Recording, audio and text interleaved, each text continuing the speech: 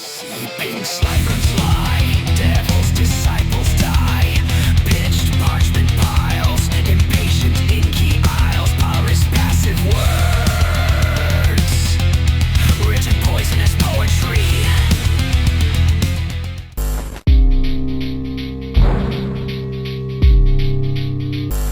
So we got the Fat Electrician's video, the Godfather of the Green Berets. So that'll be. Ooh. There we go. So this will be interesting. I don't know much about the Green Berets, unfortunately. Just don't know much. So should be interesting. From Korea to Afghanistan and every conflict in between, I have fought whomever my country has ordered me to fight. For 50 years in 64 countries, I have sought and destroyed the enemies of my country, whether they be called communists Is that an actual quote? Terrorists, wherever they hide.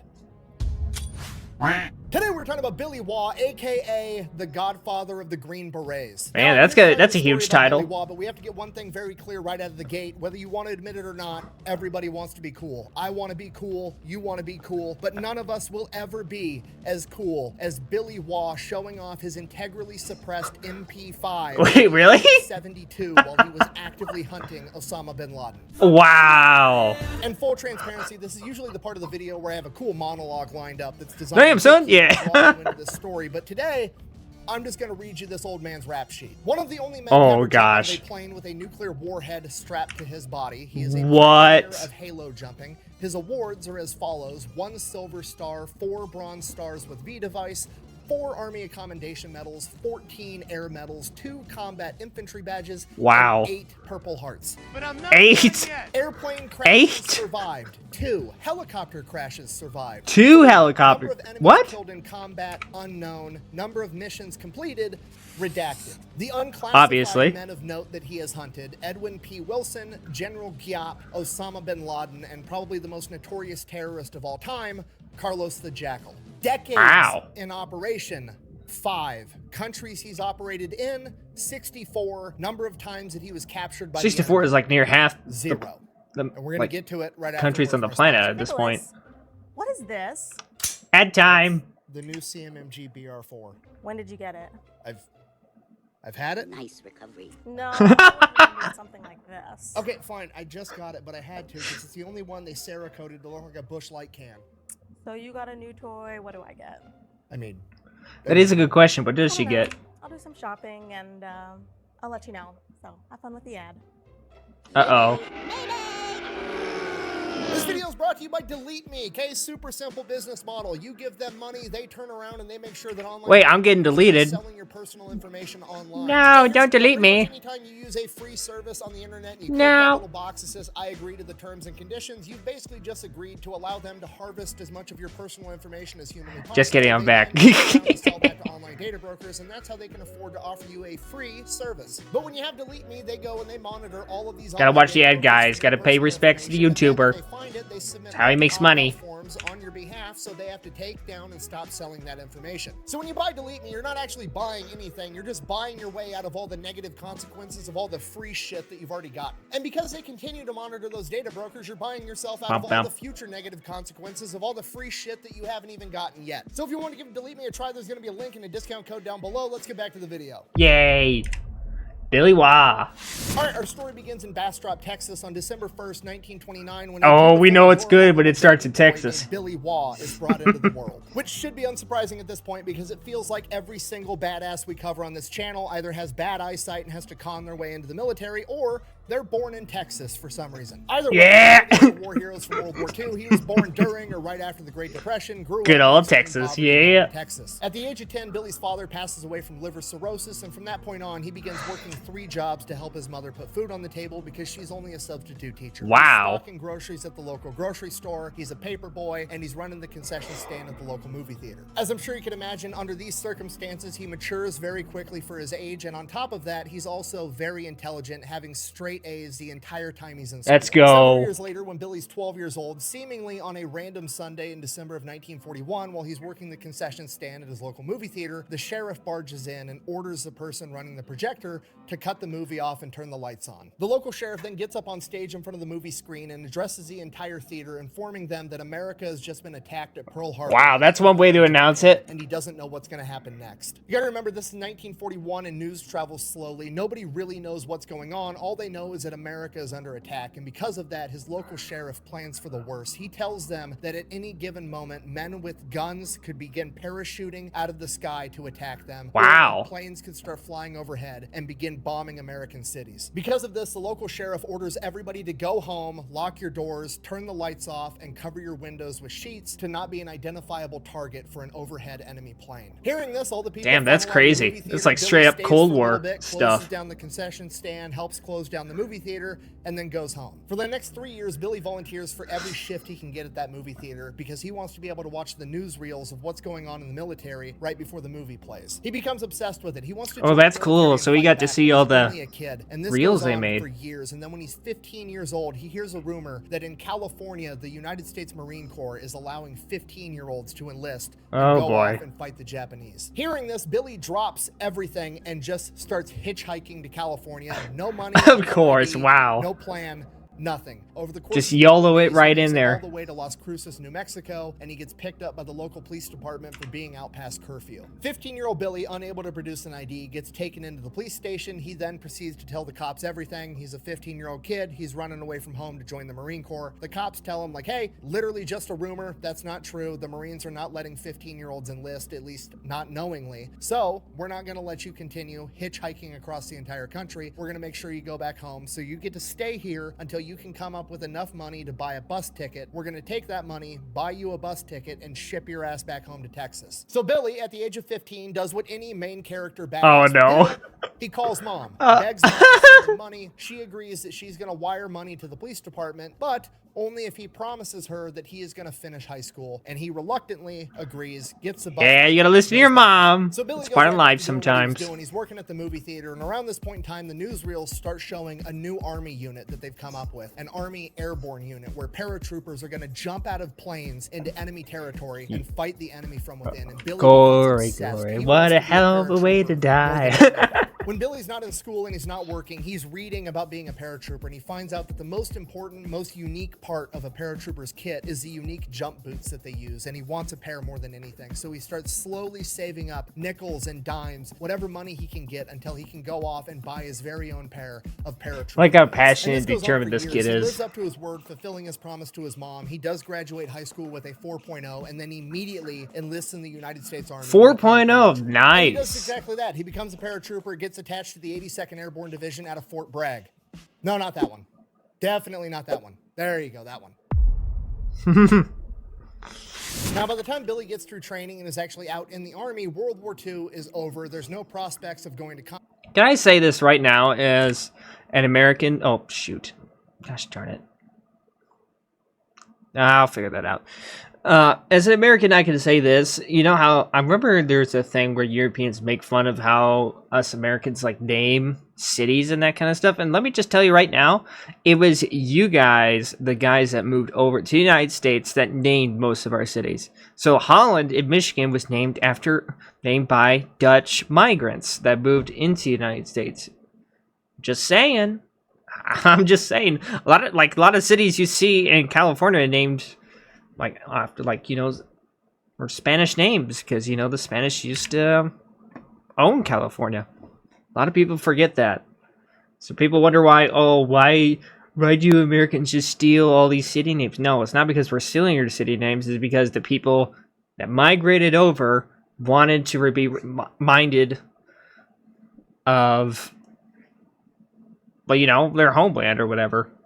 Name the city after, I don't know, Hamburg or something. Have a Hamburg in the United States. Yeah, well, there's some that do. Send me a cool story, bro. There's some. I'm just saying, there is a meme out there where it makes fun of Americans or putting New Orleans or something, by example, on New London, New something. It's or New Cairo. New Cairo, I'm pretty sure, was deliberate. or something. That it wasn't even Egyptians that named it, but whatever. I'm just taking a jab of my friendly jab of my European friends across the ocean.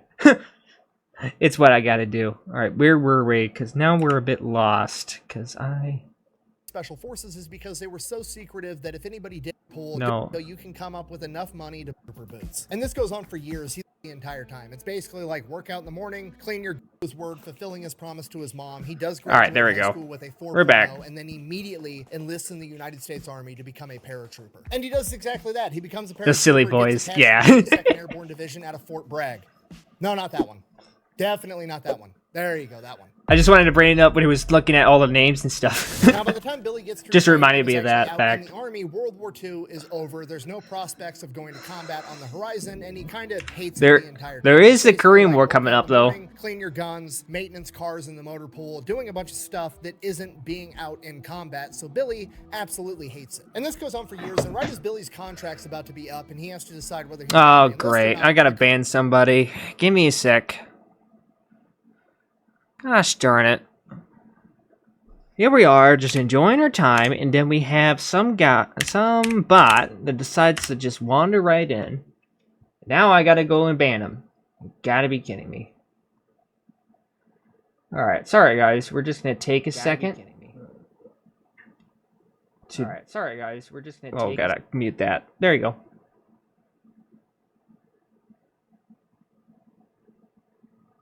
Alright, let's see here. Mod view. Alright, time to send you to the Shadow Realm, buddy.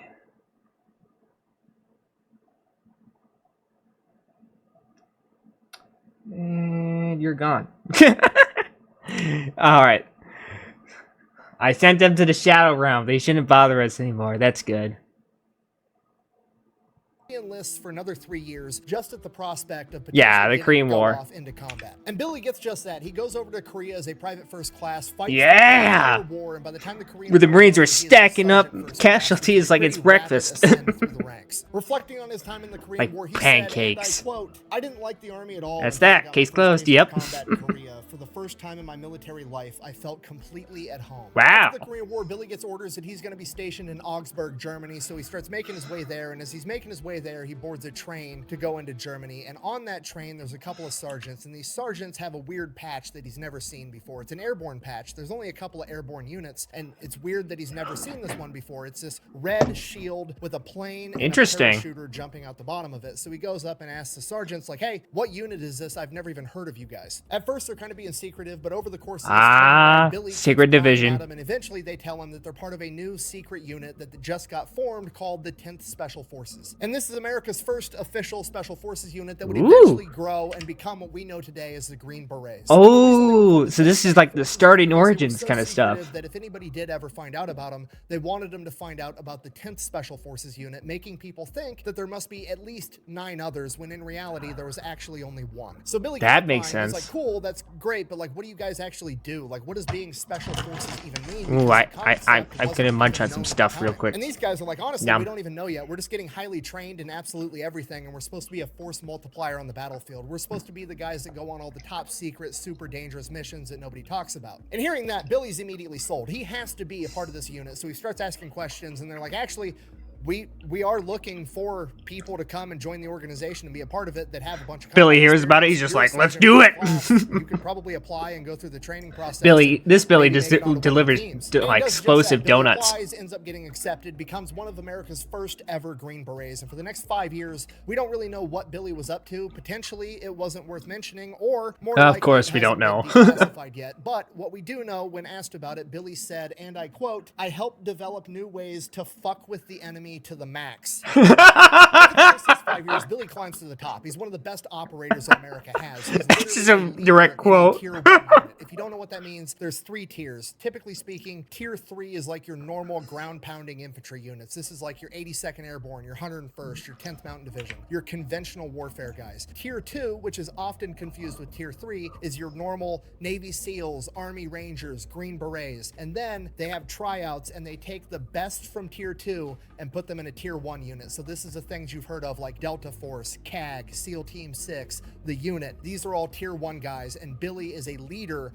at the tier 1 level. So when Billy does come back into focus or on the record in 1960, this is like the peak of the Cold War. There's all kinds of crazy new ideas going on of like what the future of warfare is going to look like. Some crazy shit. Investing in nuclear bombs, trying to figure out new ways to implement nuclear warfare. We've got America with Atomic Annie figuring out nukes out of artillery. We've got the British over here developing chicken-powered nuclear landmines. We've got the Davy Crockett, which is where American soldiers Davy Crockett, a small nuclear warhead out the side of a moving Jeep with a recoilless rifle. And while all this crazy shit's going on, somebody inside the US government realizes like, hey, this is all great, but there's a lot of work involved. You know what I mean? I have to get this giant artillery piece in the right place at the right time, or I have to get a Jeep on the ground, or I have to bury a chicken-powered nuclear landmine. What if I just want to create a second spawn point for the sun in secrecy to really surprise the United States in top secrecy created green light teams. The idea was basically take the best Green Berets that we have, train them to jump out of a plane like with a parachute with an atomic bomb. Oh my gosh. They would then land, sneak behind enemy lines. Imagine how terrifying that must be. Planted, set it on a multiple hour-long timer, and fucking run.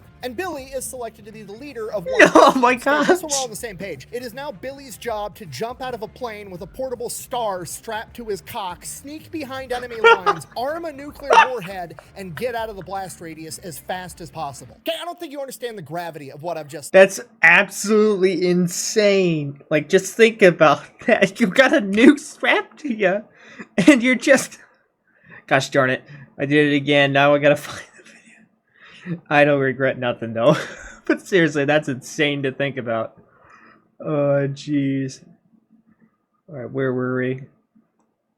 Like peak Cold War crime, 6 newbies that who officially split in 1954. So you have the North, which is the communist NVA that's being backed by China, and knows the people, he knows the culture, he knows the terrain realm of the Geneva Convention, to be responsible enough to have a fucking realizes like, hey, this is all great, but there's a lot of work involved. We're somewhat close to where we were. Artillery piece in the right place at the right time. My bad. I have to get a Jeep on the ground, or I have to bury a chicken-powered nuclear landmine. What if I just want to create a second spawn point for the sun in secrecy to really surprise the enemy? So the United States, in top secrecy, created green light teams. The idea was basically take the best Green Berets that we have, train them to jump out of a plane like with a parachute with an atomic bomb strapped to them. They would sneak behind enemy lines, plant the nuclear bomb wherever it needed to be planted, set it on a multiple hour-long timer, and fucking run. And Billy is selected to be the leader of one of these teams. Okay, just so we're all on the same page. It is now Billy's job to jump out of a plane with a portable star strapped to his cock, sneak behind enemy lines, arm a nuclear warhead, and get out of the blast radius as fast as possible. Okay, I don't think you understand the gravity of what I've just said, okay? Most military personnel aren't trusted with shit, okay? The average infantry grunt is trusted to go into combat with a machine gun and kill the enemy. He's also not trusted to be responsible enough to have a fucking toaster oven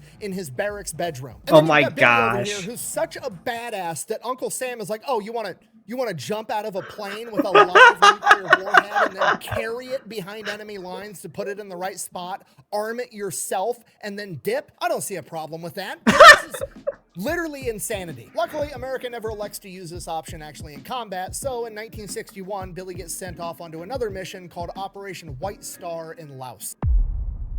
Oh no, Laos. Now you gotta remember, this is like peak Cold War. America is still very much running on the Truman Doctrine. If you don't know what the Truman Doctrine is, quick, dirty, oversimplified version. Basically, America views communism like it views cancer, and they're committed to do whatever it takes to stop it from spreading. So, this gets ugly, I imagine. They're gonna send in money, guns, they're gonna send in Green Berets to train people in guerrilla warfare. They're gonna do anything and everything they can within or outside of the realm of the Geneva Convention to make sure that communism doesn't spread any more than it has to. And that's basically what Operation White Star is. Billy goes over to Laos and begins training rice farmers in guerrilla warfare tactics and giving them weapons so they're able to fight off communists should they come. So that goes on for about a year and a half, and then Geneva steps in and is like, hey, you can't do that. It's a war crime, whatever. So America's like, oh, are bad, and then America proceeds to stop doing that, and Billy immediately goes straight from Laos right next door to Vietnam and continues doing the same exact thing. At this point in 1962, Vietnam has already been split for a while. North and South Vietnam officially split in 1954, so you have the North, which is the communist NVA that's being backed by China and the Soviet Union, and then you have the South that's being backed by the United States. Bear in mind, the Vietnam War, as America knows it, doesn't start until 1965 after the incident at the Gulf of Tonkin, so Billy is there before the Vietnam War even starts, between 1960 and 1965, pretty much the entire time, where him and men like him train and equip over 87,000 South Vietnamese to fight the enemies to the north. So by 1965, when America does get directly involved, Billy's already been there for 3 years. He knows the people, he knows the culture, 3 years already. He's acclimated to the climate, and he basically has trained his own army at this point. And he immediately gets to work leading these men into combat, conducting raids. June 17th, 1965, Billy is going to lead a 90-man element to conduct a raid. This element is comprised of himself, 2 other Green Berets, 1 guy from the CIA, and of course the CIA is there that he has already trained. So Billy's going into this with 3 other guys that actually know what's going on, and then 86 newbies that, who knows, as soon as the bullets start flying, they might drop their guns and run off. He has no idea. But they're launching an ambush, so that's probably the best possible outcome. Hopefully they're going to be able to surprise the enemy and kill off everybody before too much happens, boost these guys' morale, give them some combat experience, get confidence, the whole 9 yards. So Billy's leading this huge element through the jungle, advancing towards the objective, moving in dead silence. As we all know, planes never survive contact with the enemy. And as they come up, Billy sees an NVA scout up ahead about 500 meters away from the target, obviously just out there on guard duty, walking through patrol. Dude's not expecting anything. He's got his AK-47 slung around his shoulder. He's smoking a cigarette, hanging out. He's done this 500 times. Nothing's ever happened. He's not suspecting anything. So Billy kind of like hunkers down, orders one of his South Vietnamese guys to sneak up on him and kill him with his knife. Dude does exactly that. They keep advancing towards the target, and as they're about 200 meters away from the objective, he walks right up on 2 people hunched over picking up firewood. It's a man and a woman. Billy immediately thinks to himself, oh shit, okay, this is probably the cooks. They're getting firewood to cook breakfast super early in the morning. Maybe I can like capture them and hog tie them and gag them and then come back for them later and release them. Or like he's trying to figure something, and while he's figuring that out in his head, the man turns around, sees Billy, reaches for his pistol. Billy immediately lunges forward, kills him with his knife. Oh, as that's going on, the woman grabs a piece of firewood and begins hitting Billy with it. He ultimately ends up killing her as well, and that made some noise. So now Billy's thinking, okay, we got to pick this operation up and move a lot faster, because if some sentry heard that and they come to investigate and find us, we're going to lose the element of surprise, and then all hell's going to break loose. So Billy splits up the element into 4 groups, each one being led by either himself, a Green Beret, or the CIA guy, and they hightail it towards this objective. So they roll up on the objective. It's this enemy camp, and there's these 3 bamboo hooches that are like 40 feet wide. Billy guesstimates how many beds are inside of each hooch. Guesstimates? Working in shifts, 3 guys to a bed, does the quick math in his head. At most, there's 250 guys here. He's got 90 plus the element of surprise. This shouldn't be an issue. So Billy gives the order to attack. They open up with gunfire. They're throwing grenades. They basically level this hooch, and the entire battle is over before it really even starts. Billy guesstimates they killed about 150 NVA soldiers. The rest probably ran off into the jungle. His men are celebrating. They're cheering. You've got celebratory gunfire. They're raiding all the stuff. They're picking up all the Soviet weapons. They're examining everything. And then, off in the distance, Billy hears a bugle. At this point, Billy's surrounded by a bunch of noobs. None of these guys know what the bugle call means, but Billy fought in Korea, and he knows that when you hear the bugle, that means the commies are coming.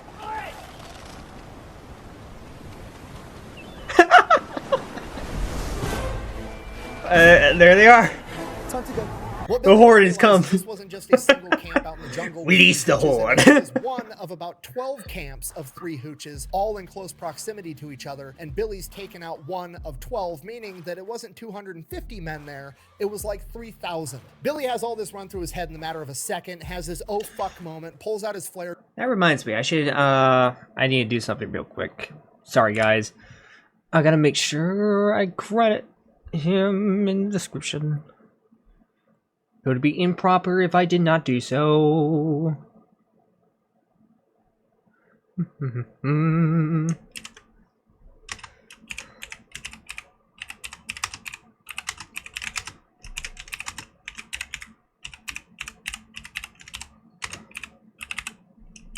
There we go.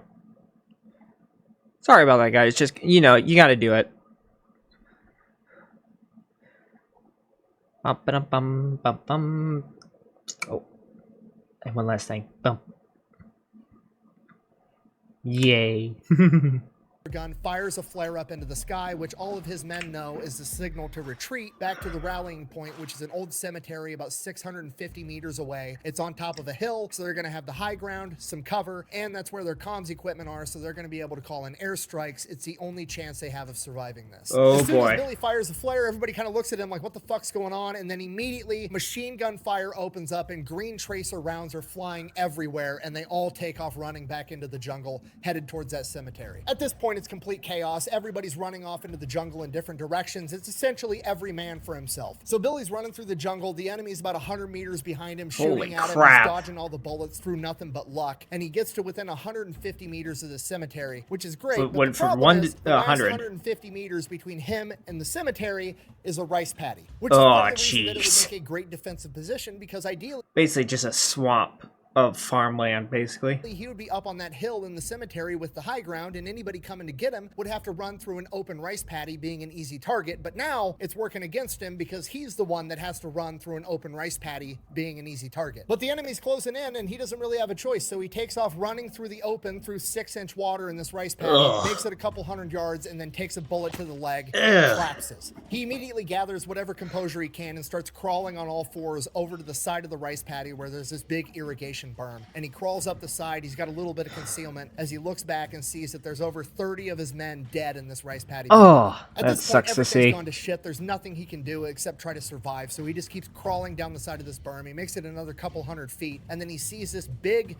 man-dug hole. He doesn't know if it's a tunnel. He doesn't know what it's even there for, but he decides he's going to crawl in there and try to hide. It's his best shot. So he pulls himself over the edge and falls into this hole or tunnel opening or whatever the hell it is, and there's so much water and it's so muddy, he's immediately just stuck inside this mud and can't dig himself out. But it's dark. Maybe he can cover himself in the mud and hide here and wait till tomorrow and then make a clean getaway somehow. And as he's in there in this hole, he just hears heavy, labored breathing. So he starts fighting his way through this mud, working his way deeper into this hole, and then turns a little bend and comes face to face with a water buffalo, shits his pants, pulls his knife out immediately, Oh, and then shit. realizes this water buffalo's stuck too, and it's blocked. So water, actually, now I'm pissed at myself. What is it? I don't think I've ever seen one of those, so. Oh. So he's trapped in there with one of these guys. The rest of the way. As soon as that happens, Billy hears somebody else jump down in the hole behind him. He whips around, and it's the CIA guy, and the CIA guy's like, they know we're here, we gotta go. Oh, Billy, shit. thinking fast, realizes, no, you have to go. I'm stuck in this mud. Don't wait for me. Get out of this hole, get up to that hill, get the comm equipment, and call in an airstrike. It's the only chance we've got. CIA guy hops back out the hole, he takes off. Billy fights his way out of this mud over the course of the next couple minutes, pulls himself out of the hole, starts crawling towards this cemetery again, and immediately gets hit with another bullet. This time he gets hit in the foot. Billy looks down. His foot is just shredded. It's hamburger meat. He can literally see his bones sticking out the side of his boot. Immediately thinks to himself, fuck, that's the end of my military career. Not, I'm gonna die. Not, this is the end. Hasn't given up on making it out of this situation yet. He's such a badass. His only concern Go-to is not attitude. to jump That's out of how we planes have with it. nuclear bombs strapped to me anymore after this. So he reaches down into his bag, pulls out his little aid kit, pulls out all 3 morphine syrettes that he has, hits himself with all 3 doses of morphine, waits for a couple seconds, feels a warm, tingly feeling go over him, but that's it. He still has excruciating pain, at which point he realizes, shoot. I'm really fucked up. A couple of seconds later, a bunch of American planes come screeching by, dropping bombs and napalm on the wood line that the enemy's inside of, at which point Billy's like, okay, I still wow. got a chance, and he keeps crawling towards the cemetery. Billy's crawling for a couple of minutes, and then all of a sudden, everything goes black. Punching through the blackness, Billy can hear a helicopter off in the distance. Billy wakes up, head pounding, still in excruciating pain, feels his head. He's got a big gash and a nice dent in his forehead where a chunk of bone is missing. What the fuck happened? Oh shit, the sun was over there and now it's over there. How much time has passed? He looks at his watch is gone, and then he's like, oh shit, I was wearing sleeves. Where are my sleeves? He looks down. He is butt-ass naked on the side of this berm, covered in mud that is now baked to his skin. He has no idea what actually happened. His best guess is that he caught a ricochet round to the head, knocked him unconscious, and then the NVA found him, assumed he was dead because how fucked up he was, stripped him of his clothes, stole his Rolex, and left him. So the helicopter lands, they pick Billy up. He finds out that himself and 15 other men were the only ones to survive. The medics start working on him, giving him medication. He passes back out, and for an unknown amount of time, he's just in and out of consciousness. He's in an aid station, then he's in a hospital. He vaguely remembers General Westmoreland visiting him at his bed and giving him his 6th Purple Heart and a Silver Star for Valor. And the next thing he knows, he's back in America in a hospital for the first time in 5 years. So when he really comes around, he's at Walter Reed Medical Center. He figures out everything that happened to him. And while he was in the rice paddy and down in the mud and getting baked in the sun, leeches had made their way into his wounds, and he had deep infections inside of his leg, and they were talking about amputating his entire leg. Whoa, no touchy. No touchy. No touch. He absolutely doesn't want to lose his leg for obvious reasons, on top of the fact that he still has an aspiration of being able to remain in the military and continue being an operator. So he's begging the doctors, don't amputate it, just keep giving me penicillin. And this goes on for like 3 months, and the infection still won't heal. By this point, he's up, he's moving around, he's all together, but he still just has this nasty infection in his leg, at which point he asks the doctor, like, hey, just give me the antibiotics, let me go home on leave for a couple of days, I'll heal up there, leave the cast on, do whatever. So the doctor's like, okay, they give him penicillin, they slap a new cast on, they send him on his way for leave. Rather than going back home to Texas, Billy finds the nearest flight that he can and makes his way back to Saigon. Wow. So Billy gets to Vietnam, meets up with some of his Green Beret buddies. They're drinking at a bar. They're telling him that they're part of this new unit that they just started called the Studies and Observation Group, aka SOG. Billy gets filled in on the scope of what this new MACV SOG unit's supposed to be doing. Basically, they're going into Laos, Cambodia, North Vietnam, and they're conducting guerrilla warfare against the Viet Cong and the NVA. These are all areas where the American military is not supposed to be, so they will not be in uniform. If anything goes wrong or sideways, nobody's coming to rescue them. It is extremely yes, you did not see anything. SOG does a ton of different things during the Vietnam conflict, but to give you an idea of what these guys are doing, you have missions like Operation Eldest Son. Basically, the NVA is using Laos and Cambodia as the neutral territory where they're not supposed to be able to smuggle supplies deep down into South Vietnam so that the Viet Cong bad guys don't tend to follow the rules. The war going on that front. So MACV SOG during Operation Eldest Son goes into based on perspectives, perspectives, also you know, not supposed bad to be, guys. essentially waging a shadow war. They track down where the NVA are and where they're leaving all these weapons caches for the Viet Cong, and then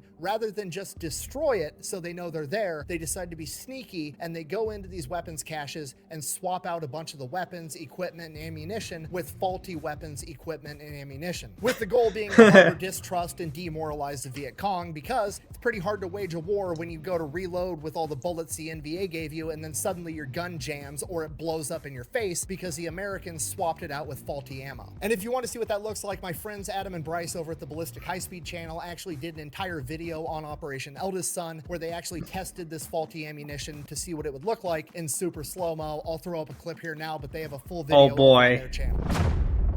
Oh, wow. After hearing this, Billy said, and I quote, "I hadn't felt this sure of anything since I joined the Special Forces in Germany in 1953. Wounds or no wounds, infection or no infection, limp or no limp, I simply had to be in this unit.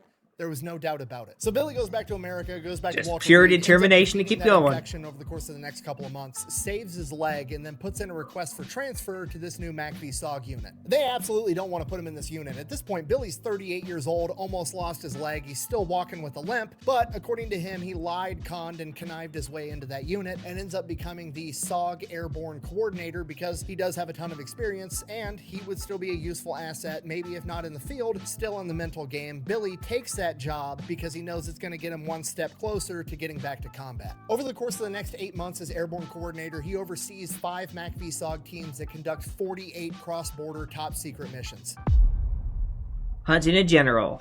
June 1967, Billy gets called into SOG headquarters in Quezon, and he gets briefed on a new mission. A mission that was so important, they were going to shut down all the airspace over Vietnam, and there weren't going to be any aircrafts in the air that weren't directly involved in this mission. As far as the US government is concerned, this is the most important mission on the planet. And as the briefing continues, Billy finds out why this mission is so important, because US intelligence has found out that the NVA's top general, General Giap, is going to be at a secret NVA base inside of Laos which is a neutral territory, and this is going to be one of, if not their only chance to take him out. Taking out General Giap would be a humongous blow to the NVA morale. He is the heart and soul of that entire military. Ho Chi Minh is like the political leader. He's like the president. This is the equivalent to like Patton in World War II to America. He's literally nicknamed the Communist Napoleon and the Red Rom. That's If they insane. can take him out, they could literally end the entire war right now. The problem is that the secret NVA base in Laos, codenamed Oscar 8, is a defender's dream. It is geographically perfect, making an assault on land basically impossible. So this is going to have to be an air assault mission, which isn't ideal because, as I'm sure you can imagine, trying to land a helicopter full of troops onto a fortified enemy base isn't a good that's idea insane. either, but it's the best one we've got. So the plan is they're going to send in a bunch of B-52s. They're going to drop 945 bombs on this base. Oh. And as soon as that bombing run is done, 2 Marine helicopter gunships are going to come in and do strafing runs on the base. From there, we're going to bring in the transport helicopters with like 50 SOG guys in one big hatchet force. And they're going to be supported overhead by So basically just full send on that one point. Oh, shit. Ho Chi Minh is like the political leader. He's like the president. This is Okay. the equivalent to like Patton I think in we're back World to War where we II were. America. Sorry. He's literally nicknamed the Communist Napoleon and the Red Rommel. If they can take him out, they could literally end the entire war right now. The problem is that the secret NVA base in Laos, codenamed Oscar 8, is a defender's dream. It is geographically perfect, making an assault on land basically impossible. So this is going to have to be an air assault mission, which isn't ideal because, as I'm sure you can imagine, trying to land a helicopter full of troops onto a fortified enemy base isn't a good idea either, but it's the best one we've got. So the plan is they're going to send in a bunch of B-52s. They're going to drop 945 bombs on this base. And then as soon as that bombing run is done, 2 Marine helicopter gunships are going to come in and do strafing runs on the base. From there, we're going to bring in the transport helicopters with like 50 SOG guys in one big hatchet force. And they're going to be supported overhead by F-4 Phantoms and Sky Raiders. And once these guys draw all the attention, we're going to send in 2 more helicopters on the other side of the base with 2 9-man SOG teams. So one And big their misdirection, entire huh? objective is to figure out where they're hiding General Giap and take him out. And while all this is going on, Billy, the airborne coordinator for SOG, is going to be up above Oscar 8 in a little tiny Cessna plane, being the eyes in the sky for the men on the ground and reporting back to base. The next morning at 6 a.m., Billy Billy is is already up over Oscar managing 8, this doing whole laps operation. around That's it, getting a lay of crazy. the land, and 9 B-52s take off as they make their way over to Oscar 8 to do their bombing run. Billy's watching as the B-52s approach, and he sees the enemy uncover all of their anti-aircraft guns that are on the ridge overlooking Oscar 8 that they did not know were there. The anti-aircraft guns open up on the B-52s, but the B-52s are so high they barely even notice, continue their bombing run as planned, dropping 945 bombs directly on top of this base. But Billy is still having his oh fuck moment because while it's not a problem for the B-52s, it is absolutely going to be a problem for the helicopters that are coming in much lower than the B-52s were. And those helicopters are coming in like 2 minutes. So Billy gets on his radio, abort mission, abort, pull back now. Radio silence, nothing's going through. Billy's panicking, he's switching over to different channels. He's having the pilot of the airplane in front of him try to use his radio. Nothing's getting through. At this point, Billy can literally do nothing but continue trying to get a radio message through as he watches in horror as the 2 Marine gunships approach, begin their strafing run, and both immediately get shot down. As soon as the gunships impact the ground, Billy can already see the transport helicopters coming with the hatchet forces, but the way that the planes crashed, they tucked themselves up inside the ridge, so those helicopter pilots that are coming in aren't going to be able to see the crash. Oh no. Billy's still trying to get through on radio, telling the hatchet forces not to land, but he can't get through, and they go to make their landing and both get shot down as well. And Billy is watching tens of men falling out of these helicopters as the helicopters plummet to the ground. From Billy's perspective, everything's moving in slow motion and fast forward all at the same time. That is He's terrible. watching men crawling out of burning helicopters as the 2 F-4 Phantoms come screeching by, traveling at Mach 2 and attempt to hit these anti-aircraft guns. One of them gets shot down as well. As the SOG hatchet forces continue exiting the helicopter, going into bomb craters, picking up defensive positions because they're completely surrounded by hundreds of NVA soldiers. Then the Sky Raiders show up and one of them is shot down as well, and then the hatchet forces are actually able to communicate with Billy via radio. They tell Billy they've got 25 men alive, but they're completely surrounded as the pilot tells Billy, we're almost out of fuel, we have to turn back now or we're not going to make it. Billy tells the hatchet forces on the ground to hunker down, he's going to be back. As they make their way back to the airstrip, he finally reestablishes communication with headquarters, and they don't don't know anything.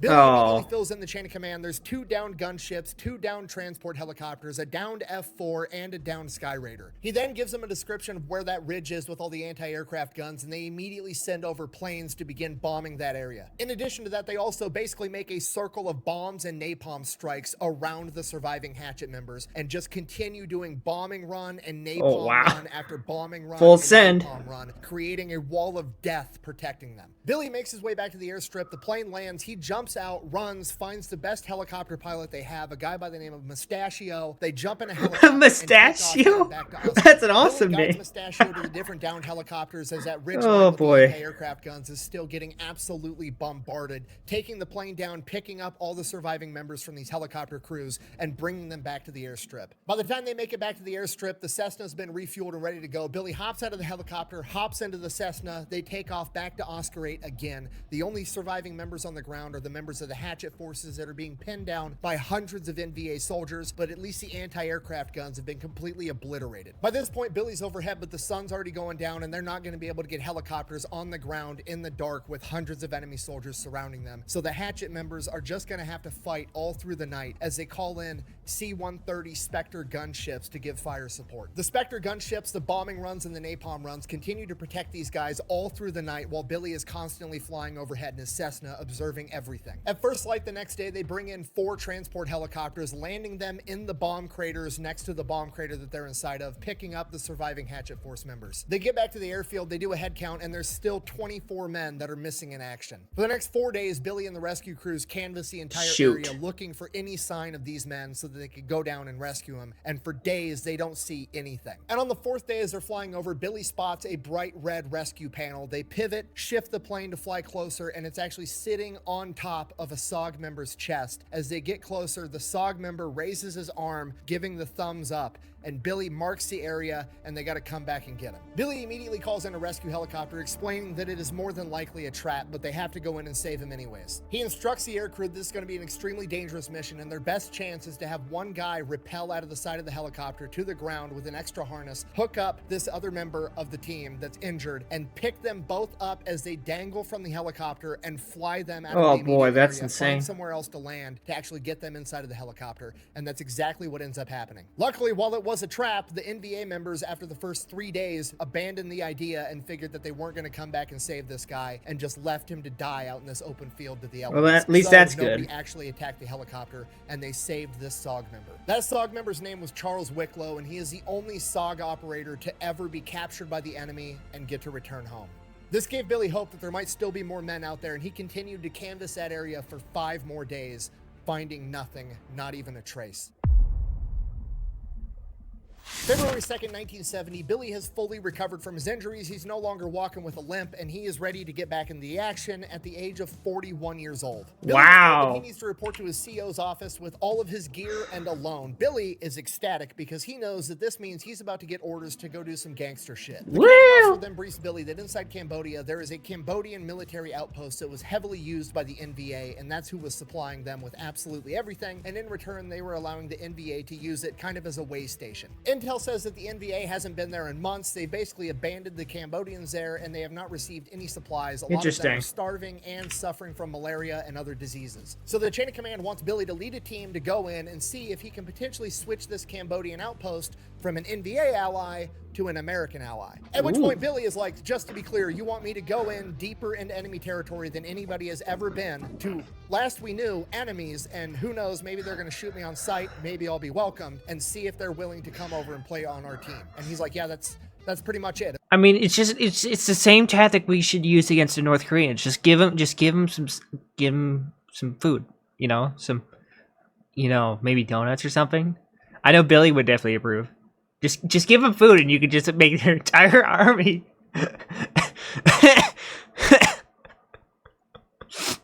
I can't even finish my sentence. It's too funny to say. At this point, Billy is like, dope, I'm in. Let's do this. So Billy goes, he grabs 2 more SOG guys, he grabs a commo specialist, a demolition man, and then he grabs an interpreter, and they take off in a helicopter into Cambodia. I know. In the helicopter, Billy hops out, trying to make himself appear as though he's coming in peace, which he is. They're definitely not shooting at him yet, so that's a good sign right off the bat. People kind of start to gather around the helicopter, and then as the people start to gather around, the man in charge shows up, a elderly man that's known as Colonel Savut. He has very yellow jaundice eyes, a gunshot wound, and a big nasty scar on his head that's long since healed. Billy and him begin communicating through the interpreter, and the colonel basically tells him, like, yeah, I don't fucking like the NVA guys. They treated all my people like shit. They kind of just took all the supplies that they wanted, not caring how many supplies they left us. We've been at arseholes. riddled with disease forever. And Billy is like, I can help with literally all of that. Goes over to the helicopter, opens up a case of just piss warm Budweiser, hands the colonel one. He's Let's go. pumped, the top, chugs the entire thing, and begins handing out Budweisers to all of his other officers. Bring you a beer. Sorry about you. Now at this point, the colonel asks Billy, okay, cool. If we work with you, how are you going to protect us? Because right now, the NVA is leaving us alone to basically starve and die of disease. But if they find out that we're working with you, they're going to come slaughter all of us. That's Billy true. thought way ahead, and he knew this question would pop up. He already has F-4 Phantoms up in the air doing hot laps around their immediate area. So he goes over to the colonel and is like, I'll tell you what, point to anything off in the distance that you don't like. The colonel then points over to this small cluster of trees off in the distance that are kind of standing out on their own. Billy looks over at the commo guy and is like, send it. And within 6 dude, that's so American. All the Cambodian men start cheering, and the colonel's like, we're in. Billy, Eh. they can return to where they came from. Delete that. Just start sending in Those all of trees the are blocking that American area helicopters over there. start showing up just one after another, bringing food, guns, medicine, medics, Constantina wire, everything they need to fortify this position, feed the people, and start treating malaria. The Cambodians are blown away by how much shit the Americans are bringing in and how fast it's coming. They're basically going to have their own Burger King in the next 48 hours. Let's go. It's American diplomacy done to perfection. You show up with guns, booze, and ham sandwiches and start handing them out. It doesn't matter who it is. When you gift them with the American trifecta of diplomacy, they're always like, you know what?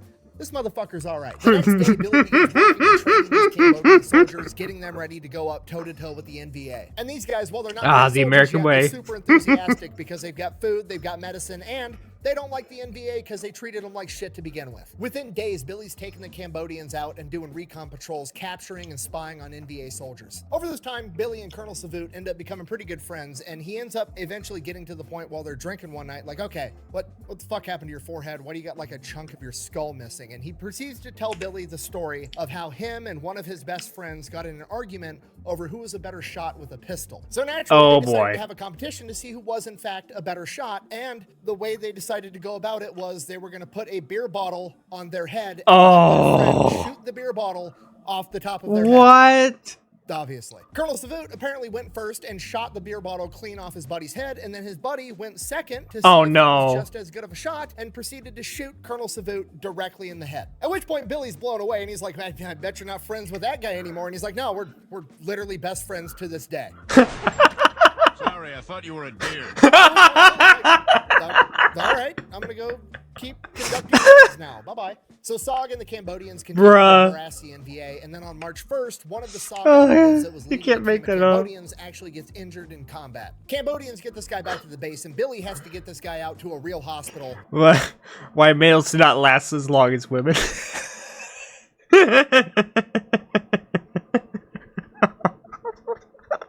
That has got to be the best story I have ever heard in my entire life. They just challenge each other. It's literally the apple and the arrow story, except it's with beer and a gun, which sounds so American.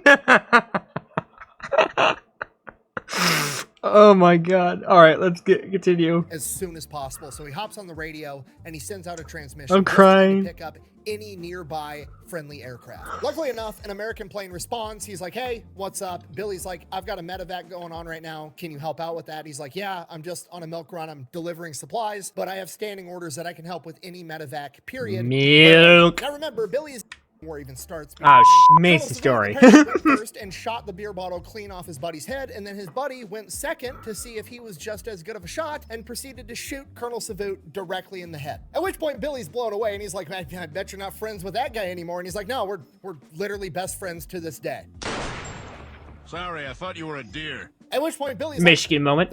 all right, I'm gonna go keep conducting raids now. Bye-bye. So SOG and the Cambodians continued to harass the NVA, and then on March 1st, one of the SOG operatives that was leading a team of Cambodians actually gets injured in combat. Cambodians get this guy back to the base, and Billy has to get this guy out to a real hospital as soon as possible. So he hops on the radio, and he sends out a transmission just trying to pick up any nearby friendly aircraft. Luckily enough, an American plane responds. He's like, hey, what's up? I appreciate Billy's you, like, X-Men. I've got a medevac going on right now. Can you help out with that? He's like, yeah, I'm just on a milk run. I'm delivering supplies, but I have standing orders that I can help with any medevac, period. Where are you? Now remember, Billy is inside of Cambodia. Americans are not supposed to be inside of Cambodia at this point. This is all top secret shit. So Billy, we were never there. I'm in You get what I mean? Cambodia. Never there, Open radio quote unquote. waves is like, I'm 32 kilometers directly west of Duck Ho, and Duck Ho is like right on the Vietnam-Cambodian border. Oh no. Dope, I'm on my way. That would put him well into Cambodia. So Doesn't even question it. I love it. The Cambodians clearing a bunch of shit out of the way to make a makeshift runway for a plane. All the other stuff they've had come in so far has been on helicopters. Nobody's supposed to be landing planes here. But he's got a guy to save, and we've got to fucking figure it out. So they clear everything out. They get as big of a runway as they possibly can. This plane shows up, does a hot lap around it, scoping out the landing field, and the pilot messages back down like, how sturdy is that ground? This is a really short runway. And Billy's like, oh, it's sturdy. I checked it. So the pilot circles back around, lands the plane. The ground was not sturdy. He ends up sinking the tires, and the plane is now stuck in mud. The pilot gets out all pissed off, like, I thought you told me the ground was sturdy, and where the fuck even are we? At which point, Billy's like, welcome to the BaL International Airport. And the pilot's like, BaL's in Cambodia. And Billy's like, uh-huh. And this dude just immediately starts shitting his pants. Like, he's not supposed to be in Cambodia. He's thinking, like, he is now part of an international incident because he just downed a plane, and it is now stuck in a country he's not even supposed to be in. Did you know? Yes. Worth mentioning, the plane that he landed was a C-123 provider. It's a fucking cargo plane. Okay, this is not a small aircraft. No. He's basically like, okay, chill. Just what do you need to get this plane up off the ground? And the pilot's like, well, first we're gonna have to undig it out of the mud. We're gonna have to pull it back to that tree line to give me as much runway as possible. And that's still not gonna be enough runway to clear the other tree line on the other end of it. At which point the pilot's like, I'm gonna need J-tow bottles to get this plane off the ground before I have to hit those trees. If you don't know, J-tow bottles are jet takeoff bottles. They're literally jets that you can strap. Oh yeah. To get it more speed right out of the Literally video game jets that you strap on. And the pilot is shitting his pants because obviously you're not going to be able to get J-tow bottles inside of Cambodia, but Billy isn't worried about it at all. Hops on the radio. He's Billy Waugh. They're going to give him whatever the fuck he wants. Nice.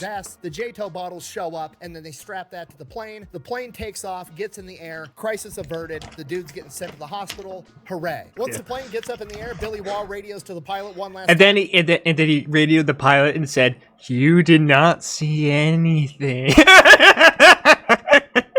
I'm like, hey, thanks for the help. At which point the pilot replies, Sergeant Major, don't ever fucking call me again. Shortly after this, Billy receives intel that the NVA are building up a massive force of troops, and he is the obvious target that they are coming to take out because they are sick of him harassing them. This tells Billy his work here is done. He then proceeds to evac himself, all the Americans, and then every Cambodian man, woman, and child that were living at that outpost into southern Vietnam, and lets the government take over from there. Aw, retirement.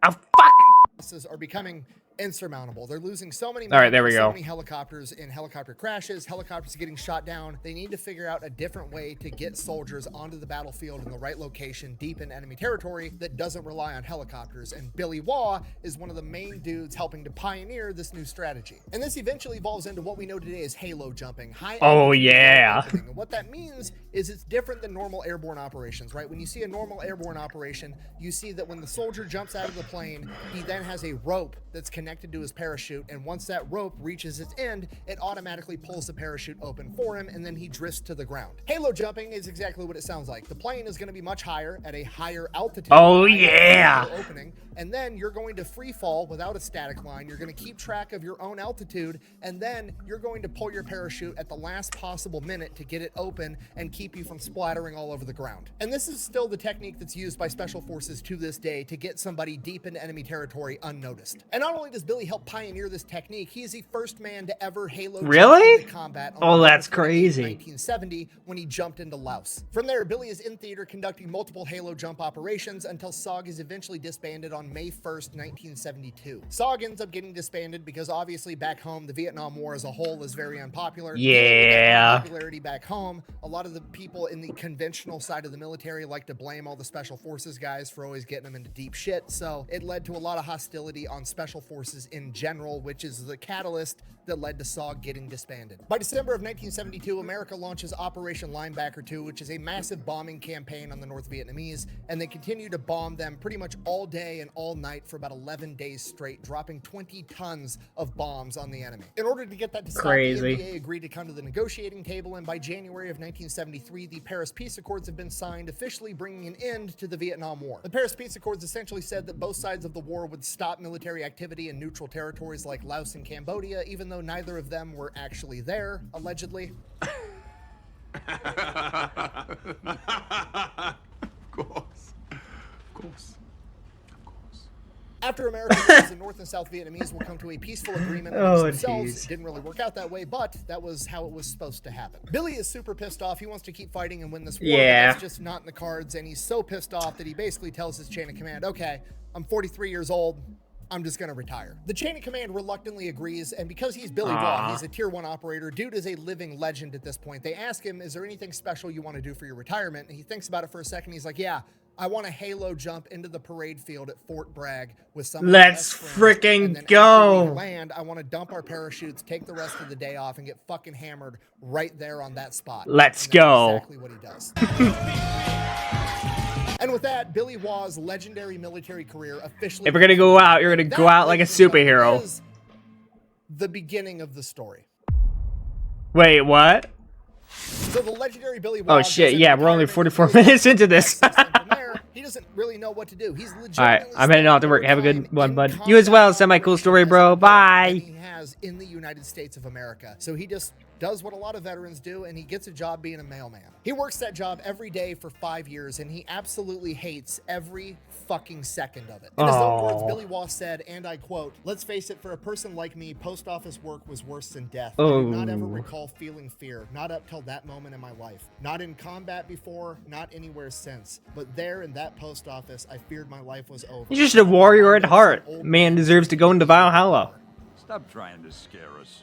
Come on. And then after 5 long years, one day at home, his phone rings on just some random day of the week. And on the other end of the line is a voice that he recognizes from his military career, but he's not exactly sure where. And that voice asks him, "Are you ready to get back in action?" And 48-year-old Billy Waugh immediately says, "Yes." The voice on the other end of the line then tells Billy, "Okay, I'll have a down payment wired into your bank account. I need you to report in 48 hours to this specific hotel at 3 p.m. that exact time. Pack enough clothes for a year. You're going overseas for at least 6 months, but potentially much longer." Next morning, Billy goes to the post office, immediately quits We got his a job, crazy heads over assignment to the here. bank, checks his bank account. He has twice his annual salary. Holy deposited into his crap. account. At the same time, there's 3 other guys there checking in at the exact same time. He gets to talking to them. They're there for the same exact thing. There's a communications guy. There's a handheld weapons instructor. Nothing you there's a need to know, medic, and then boys. there's Not until Billy, you an need to. expert in literally everything Need else. to know At this basis. point, Billy's thinking this is some CIA operation. Awesome, I'm in. They wait for the 5th guy to show up. The 5th guy shows up, and he is the lawyer of the client that they are now working for. The lawyer. Oh, wow. What? They're all going to be going to Libya, where they're going to be training men and consulting for Muammar Gaddafi. At this point, alarm bells are going off in Billy's head. This is definitely not a CIA operation. The CIA is against Gaddafi at this point. He's sponsoring terrorism all over the world. America is not trying to help this guy out. Who the fuck are these people? Why do they want Billy to go help this guy? This is not a state-funded operation. Oh, so boy. Billy starts asking questions. He is assured by the lawyer that everything is above board. They're not doing anything illegal. Billy asks who the client is, and the client is Edwin P. Wilson, a former CIA operative. This guy was later put on trial for illegally running guns to Libya and and other hostile governments to America. During those trials, multiple key witnesses that were testifying against him mysteriously wound up dead. One guy died in a bar fight, another guy died in a boat. I didn't know about accident, and this. His boat mysteriously exploded. So Billy, not buying Holy this is crap. above board, makes some calls to his contacts at the CIA, and the CIA is like, yeah, we don't have any operations going on in Libya right now. What the That a fuck are you boy. talking about? Then Billy gets a return call from some voice he doesn't recognize, some guy he doesn't know, that asks him to meet up at a restaurant in Arlington, and Billy agrees. He goes there. The guy identifies himself as working for the CIA, shows his All right, badge, that's shows good. all his credentials. Billy's satisfied that this guy does in fact work for the CIA. Pat, the CIA guy, then explains Some the whole shit's going situation, down. that this is not a CIA-funded operation, but the CIA would like Billy to work for them. The CIA is keeping an eye not only on Gaddafi, but on Edwin P. Wilson as well, and they want Billy to go in and be their eyes and ears on the ground. He also gives Billy a camera and tells him to take pictures of any sensitive military equipment that he comes across going to all the bases. Yeah, full Billy spy goes shit. and Let's does that for go. 2 years, constantly reporting back intel and pictures to the CIA, giving them information that would eventually lead up to Edwin P. Wilson getting convicted. The bad news, when your boss gets convicted, you're out of a job, but the good news is Billy is now in good standing as an independent contractor for the CIA. From here, Billy falls off the grid for the next like 10 years doing God knows what for the CIA. Yeah, all redacted. just gangster crap. Don't worry about it. Just gangster stuff. So the next time we know what Billy's actually up to is in 1991, when at the age of 63, he is sent to Khartoum, Sudan, aka K-Town. Now, Oh, K-Town wow. in the 1990s is basically Mos Eisley from Star Wars. Welcome to Mos Eisley. Simply put, this is the real-world location where all the Bond villains hang out. And one of Really? the comers is a religious Wow. fanatic that's forming a new terrorist organization known as Al-Qaeda, and that guy's name is Osama bin Laden. Also worth mentioning, inside the CIA, nobody wants this job working in K-Town because it's in Sudan, it's hot as fuck, it's super dangerous, and if you're a white guy, you stick out like a sore thumb. The unfortunate truth. On top of that, because nobody else wants this job, that means Billy's Skeletor. gonna be hard to replace, meaning he basically is going to be able to do whatever the fuck he wants, how he wants to do it, and nobody's going to get too mad at him because they don't want to have to fire and find somebody else to do this job. Which comes into play right away because the CIA wants to know what Billy's plan is, and Billy's just like, what do you mean? I'm just going to go in there and I'm going to keep an eye on the guy. But the CIA is like, but how? How are you going to keep an eye on the guy? And Billy's like, I'm going to do all the obvious shit. Whenever he leaves in a car, I'm going to follow him in my car. I'm going to take pictures of him all the time. I'll find another building that overlooks his building and keep tabs on him. And then every morning and evening, I'm going to get in athletic wear and I'm going to jog around his compound and around the general area so everybody just sees me as that old man that's running for his health. And the office nerds at the CIA are like, yeah, but you're an elderly white man. You'll stick out like a sore thumb. And he goes, yeah, that's kind of the point. That a lot of people in the Sudan see Americans as doing stupid shit. And to them, jogging is stupid. Hey, it's Sudan. This is Africa in the 1990s. That is the harsh truth. That Americans eat so much food so often that they then have to go outside and run around for no reason other than to not be fat is so unfathomably dumb to these people. It makes perfect sense and nobody will bat an eye when they see a white elderly man jogging around. But naturally, the office nerds over at the CIA are like, well, we don't really think that's a good idea. I know that you think that based on, I don't know, your previous 40 years of experience Oh, in operating, probably jeez. been doing it longer than I've been alive. But I don't think that's a good idea. Instead, what you should do is wear a disguise. So the CIA went out and hired a Hollywood prop house to Oh, make no. Billy a rubber disguise. So they give this mask to Billy. This mask is like from here up so that the neck and face match for skin tone, and he has gloves as well. And since he's in Africa, he is now going to be portraying a black man. And Billy is like, blackface, you want me to do Oh, blackface while I spy no. on terrorists? Oh. Oh. What do you mean, you people? What do you mean, you people? And Billy doesn't really care about Oh, that. Like, it's a military operation. We all jeez. know the rules. It's not actually blackface if you're working for the U.S. government. Blackface is wrong. It's racist. You cannot do it. Okay? Then you see them Navy SEALs commercials. You're like, all right, well, kind of. Sometimes you could do it. Right? The whole Navy SEALs commercial. God. Look how good blackface Oh. is on a helicopter. The real problem is the mask is absolutely ridiculous. When you put a mask over your Oh, head, obviously jeez. your head is now disproportionately large. The lips don't actually move. And Billy said a combination between the mask just being disproportionately large for his head and the over-exaggerated features of the mask, the lips of the mask were so large that when he drove his car, he had to turn his head down so that he could actually see where the fuck he was going. So he's driving around town like this all day. And the worst part, it's Sudan. It's 120 degrees there. winter and nobody has air conditioning and he's wearing a rubber helmet and rubber gloves 24/7. It fucking sucks. He's sweating his ass off the entire time and he's a 63-year-old man. But you know what? Fuck it. If that's what the CIA wants, that's what the CIA is gonna get. Billy does just that. I'm a dude playing a dude disguised as another dude. So this goes on for a little while, and then one of the CIA office nerds comes out to check on Billy, and Billy is like, haha, time to put your mask on, homie. And we've all had this moment, you know, where the boss comes down from his office Oh, at work and he's been boy. making everybody do stupid shit, and it's finally his turn to experience how dumb what they're making you do actually is. So the CIA office guy gets his rubber mask and his rubber gloves, puts it on, and hops in the car with Billy. And this is Africa. There's no traffic laws. Billy's weaving in and out of traffic, driving like a bat out of hell. The CIA guy's already getting nervous just from how he's driving. The CIA guy looks down. There's a big-ass hole in the floor of the car because Billy's driving some 15-year-old beat-up Toyota. They roll up on a military checkpoint that they obviously have to stop at to not get shot. Billy stops the car. Dude walks right up, shoves his AK right into Billy's window. Billy's completely chill. This is just day-to-day shit for him.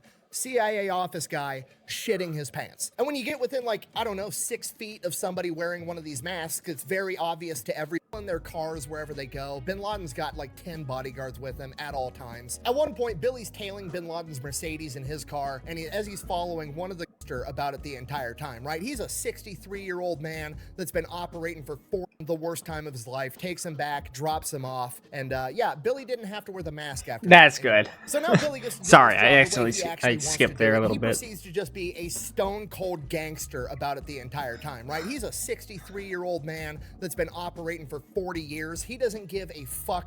Is he right He's there? jogging around Bin Laden's compound every single morning. He says he gets within like 10 feet of them on multiple occasions, almost weekly at this point. He's Wow. in their cars wherever they go. Bin Laden's got like 10 bodyguards with him at all times. At one point, Billy's tailing Bin Laden's Mercedes in his car, and as he's following, one of the guards in the back seat turns around and notices Billy is right behind him and lifts up his AK and points it at him. Billy doesn't even flinch, is just sitting there at this stoplight or stop sign, grabs a fake air grenade and just motions, pulling the pin with his teeth and throwing it at him, like literally just telling the dude, go ahead, shoot me, fucking see what happens. Anything happens to us?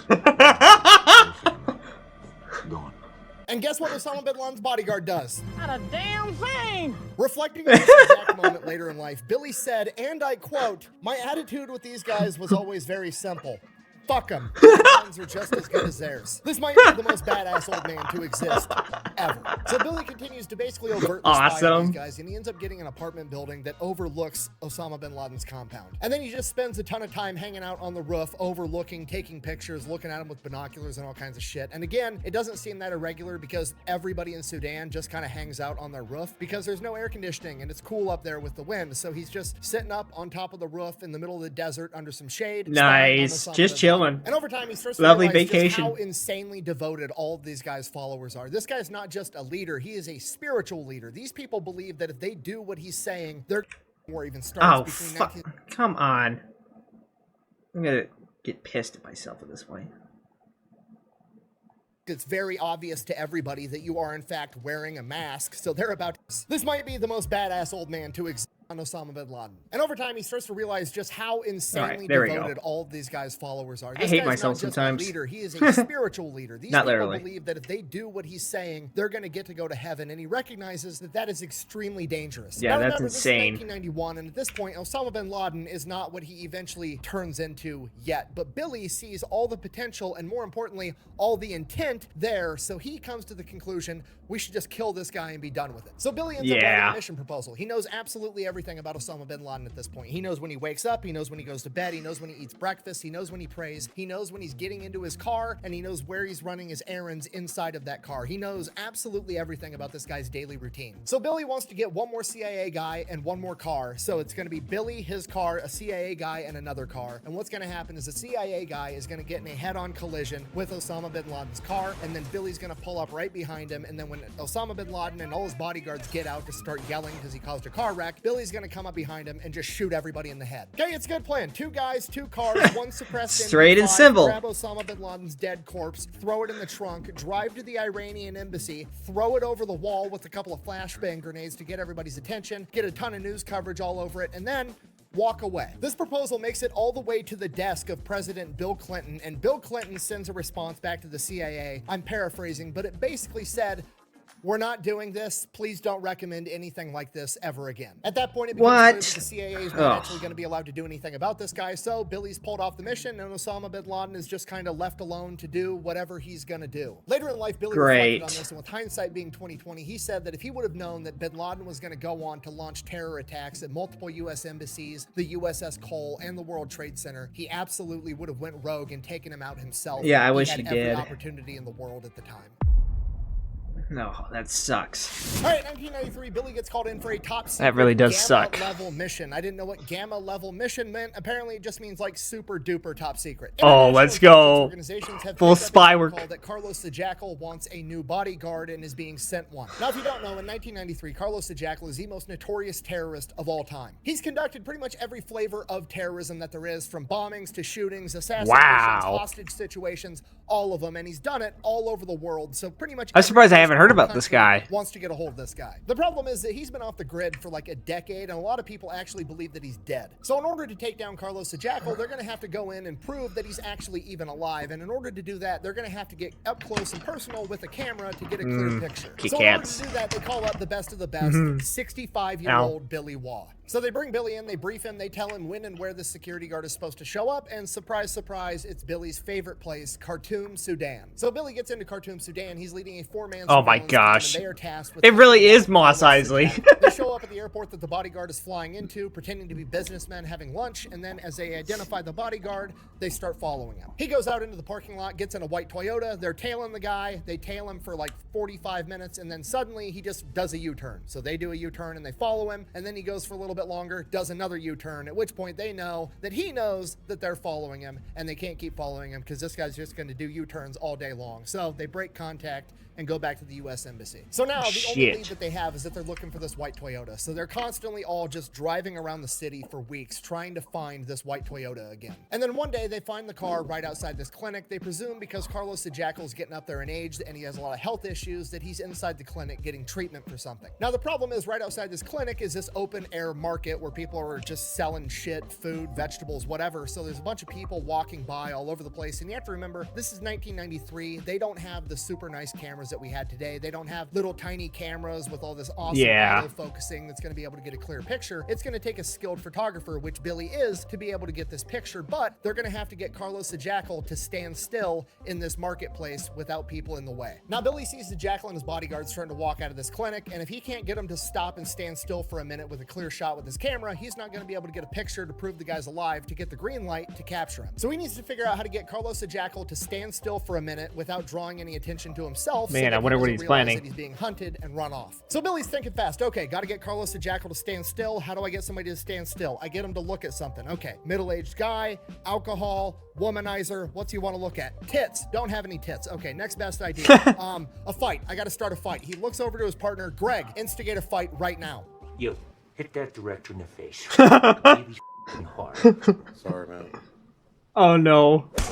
So Greg, the CIA guy, immediately goes up to one of the vendors, starts screaming, "You cheated me, you cheated me," instigates this fight. Obviously, everybody in the surrounding area Let's go. looking, because that's just what you do when a fight breaks out, including Carlos the Jackal, and this gets him to stand still long enough. Oh no, the to poor get guy. He's up getting close, instigated. personal, clear pictures of Carlos the Jackal. After Billy gives Greg the signal that he has the pictures that he needs, Greg apologizes, pulls out money, hands it to the vendor. No big deal, everything's fine. They then tail Carlos the Jackal all the way back to the shitty apartment building that he's held up in. But they can't do anything yet. They have to verify that it's him, but at least now they know where he's at. So they go back to the embassy. Billy develops the pictures, has them sent over to CIA headquarters. CIA says, yeah, that's absolutely him. Gives Billy the green light to go get him. Get that motherfucker. Apartment complex, finds the manager, comes up with some bullshit story that he's working for the U.S. government as like a surveyor for urban development, blah, blah, blah, blah, blah, whatever. The manager immediately knows he's full of shit and basically, you know, cut to the chase. How much money are you going to bribe me? I want like $700 a month U.S. is what he says, which doesn't seem like a lot of money to us for what we're asking. However, in Sudan, the annual that means a lot,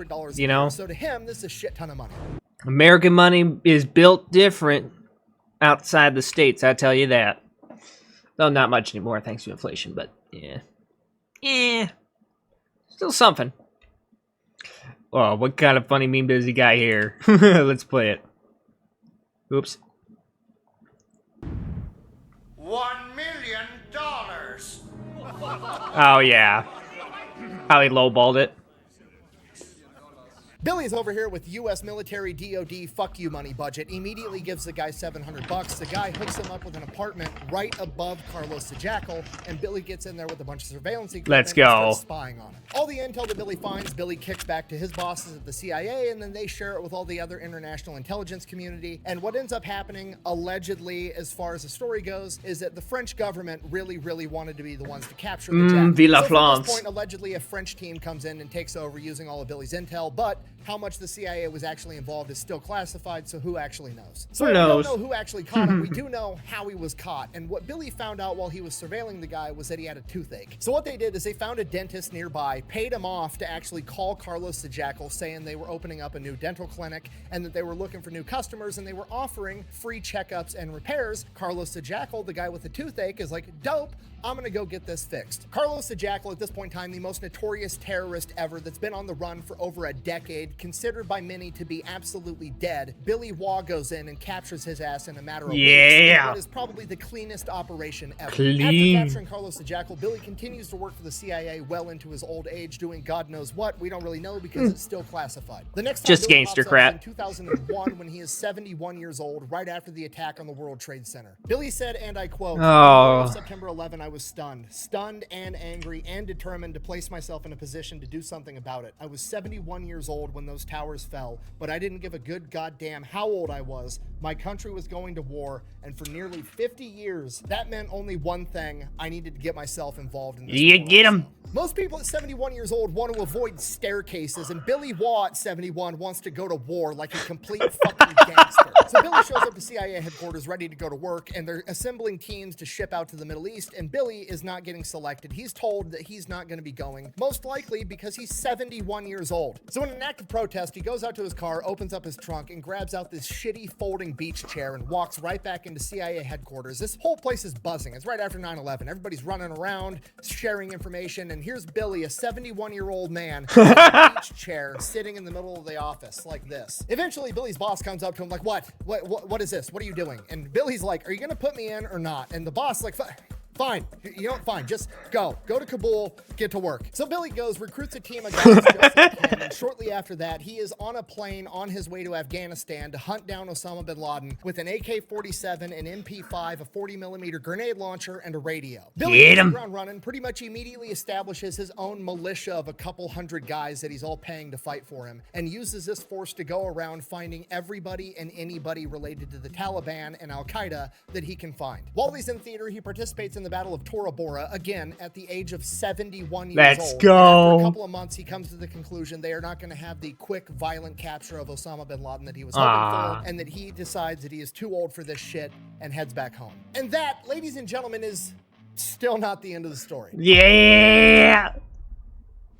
July 2004, Billy is 74 years old when he gets approached by the CIA and offered to go on an extremely dangerous mission where if he is captured, he will more than likely be tortured and then killed, and it is a solo mission that he will have to complete by himself. Billy immediately agrees without knowing what it even is. After accepting the mission, he finds out that he will be flown into Saudi Arabia, a country that he has never been to before, where he is going to be tasked with getting picture evidence that there is a high-level terrorist there that they believe to be there. And that terrorist is Imad Mugdia, an Islamic jihadist that has conducted terror operations all over the world. Between Billy Waugh capturing Carlos the Jackal and the 9/11 attacks, he was the most wanted terrorist on the planet. So Billy goes into Saudi Arabia with nothing more than a camera. Straight from the airport, he goes. Oh my finds somebody gosh. that's willing to give him driving lessons because he doesn't really know how to drive on the streets in Saudi Arabia. After Billy's confident that he can drive on his own, he then tells the driving instructor like, hey, I think I'm good right now. Just let me drive the car around for the rest of the day. You can fuck off. From there, Billy drives to the place that Mugdia is supposed to be, and right across the street, there's this restaurant. So Billy goes, he's drinking coffee, he's hanging out, and then he notices that there is a dumpster, and that dumpster has a pretty good shot right at the front door that he believes Imad Mugdia is at. So Billy finishes up his lunch, closes out his tab, and then heads over to that dumpster. When nobody's looking, he hops inside the dumpster, whips out his camera,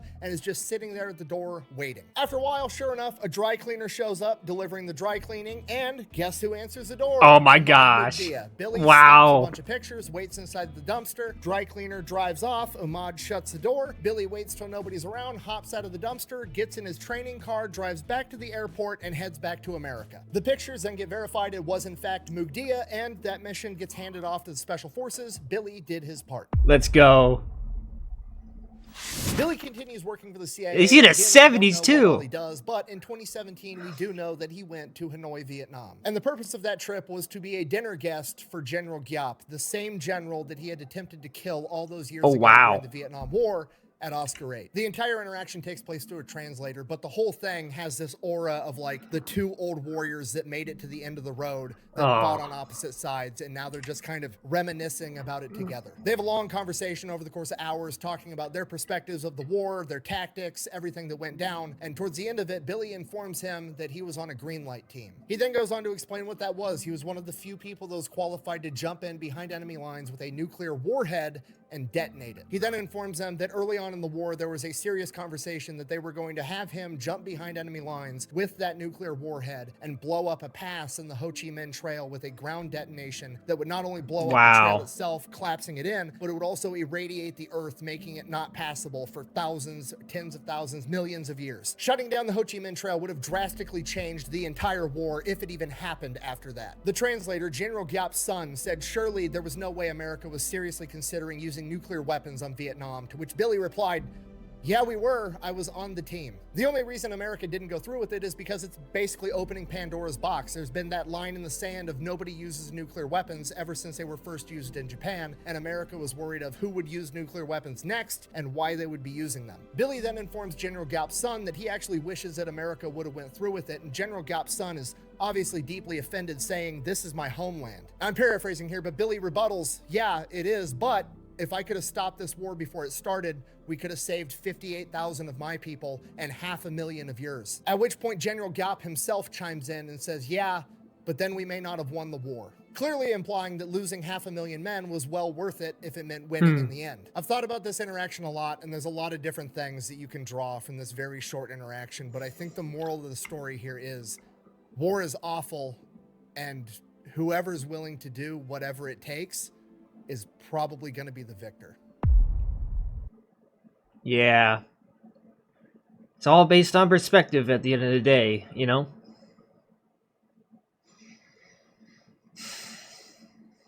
Not much else to add to that.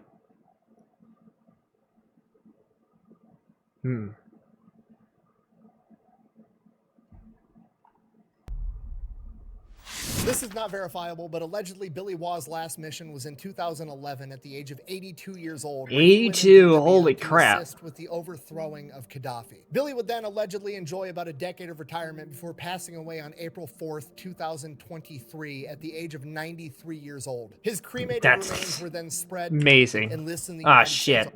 Gosh darn it. Entire interaction takes place on the Ho Chi Minh Trail would have drastically replied, "Yours." At which point, away on April 4th, 2023 at the age of 93 years old. His cremated remains were then spread during a halo jump over North Carolina. Billy's longtime boss at the CIA said, and I quote, "You'll never know 100th of the things Billy accomplished for us." That's crazy. Most of what Billy Waugh did was never written down. Almost everything was on verbal orders from someone like me to someone like him. And that is 1/100th of the story of Billy Waugh, the godfather of the Green Berets. Thank you for watching. Best way to support the channel is go buy some merch over at No kidding. FatElectrician.com. Quack bang out. Make sure to like and subscribe to the Fat Electrician.